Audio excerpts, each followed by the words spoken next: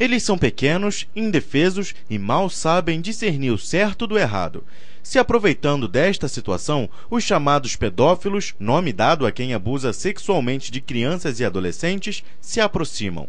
Esses criminosos nem sempre são facilmente descobertos.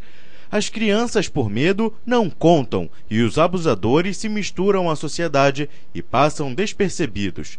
Os pais podem orientar as crianças para todo e qualquer cuidado com relação desde a proximidade do dar coisas. Muitas vezes as carícias vêm em formas disfarçadas, por exemplo, de cócegas ou de toques, de alguma forma que pareçam estranhos ou inconvenientes ou que se tornem dessa forma. A psicóloga explica que o abuso cria marcas nas crianças. Por isso, é importante que os pais fiquem sempre atentos às mudanças de comportamento dos pequenos. Como a criança não entende o que aconteceu, muitas vezes ela, além de ser acuada pelo agressor, se sente culpada pelo que ocorreu. E os traumas aparecem. Depressão, dificuldades no âmbito escolar com relação ao seu processo de aprendizagem, dificuldades no âmbito social, dificuldades com o corpo dela, em aceitar o próprio corpo. A criança deve, nesse sentido, até ser alertada de que a culpa não é dela, do que aconteceu. Ela pode apresentar também anorexia na adolescência, por exemplo, pode apresentar suicídio na velhice, ou principalmente na menopausa, isso pode acontecer. Além disso, dependendo da idade, o abuso pode levar inclusive ao envolvimento com drogas. Segundo a psicóloga, cerca de 25% das crianças que sofreram abuso sexual durante a infância podem, na vida adulta, se transformar em um abusador se o trauma não for tratado.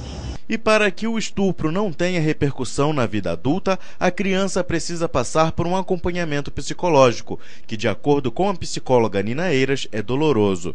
O pequeno acaba perdendo a confiança e esse processo precisa ser restabelecido. O tratamento psicológico ele é imprescindível na grande maioria dos casos. E isso é uma marca. Então, nós psicólogos, através de uma relação de confiança, com a criança, vamos dando suporte a ela para que ela possa entender aquilo que aconteceu, possa ter um espaço onde ela possa falar, seja verbal, seja por desenho, seja através de gestos, aquilo que aconteceu com ela, e através disso a gente possa ajudá-la a lidar com e aprender a lidar com esse fato que aconteceu na vida dela.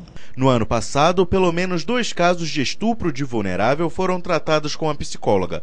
Ela afirma que na cidade os casos assustam e a população precisa ficar atenta.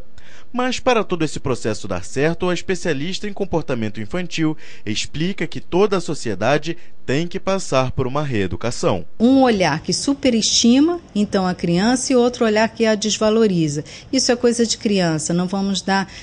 isso não é coisa que a gente tenha que dar relevância. Então, dos dois olhares, eles mostram um abandono em relação à criança. Há que se olhar para a criança na proximidade, prestando atenção no que ela precisa. Ou seja, os pais precisam impor limites e as crianças devem ser tratadas como crianças.